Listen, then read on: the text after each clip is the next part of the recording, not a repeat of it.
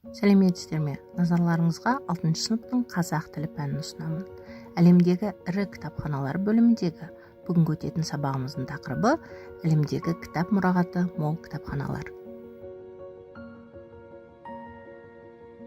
Сабағымыздың оқу мақсаты мәтіннен негізгі және қосымша ақпаратты, көтерілген мәселені анықтауға бағытталған нақтылау сұрақтарын қарастыру, үстеудің мағыналық түрлерін ажырату, синонимдік қатарларын түрлендіріп қолдану. Ал балалар, бүгінгі сабағымызға орай сіздерге сұрақ: қандай кітаптарды оқығанды ұнатасыңдар?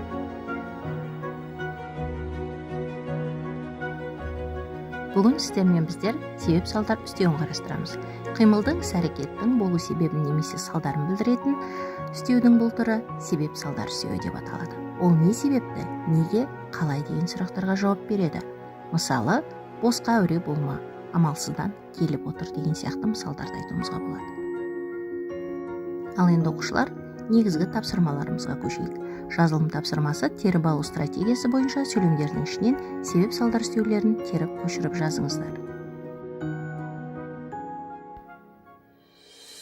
Келесі тапсырмамыз оқылым тапсырмасы. Сіздерде оқулықтарыңызда ірі кітапханалардың бірі Конгресс кітапханасы туралы ақпарат берілген. Ол ақш-тың ұлттық кітапханасы. Сонымен қатар, әлемдегі ең үлкен кітапхана болып есептелінеді. Конгресс кітапханасында 1460 орынды 18 оқу залы бар. Келесі ірі кітапхана британдық кітапхана. Ол 1973 жылы 1 маусымда құрылған. Келесі тапсырмамыз жазылым тапсырмасы.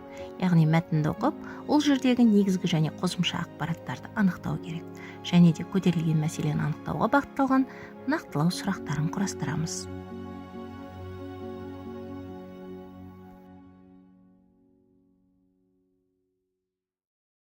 Бүгінгі сабағымыздан алған әсерлеріңізді аяқталмаған сөйлем әдісі арқылы орындаңыздар. Назарларыңызға рахмет, сау болыңыздар.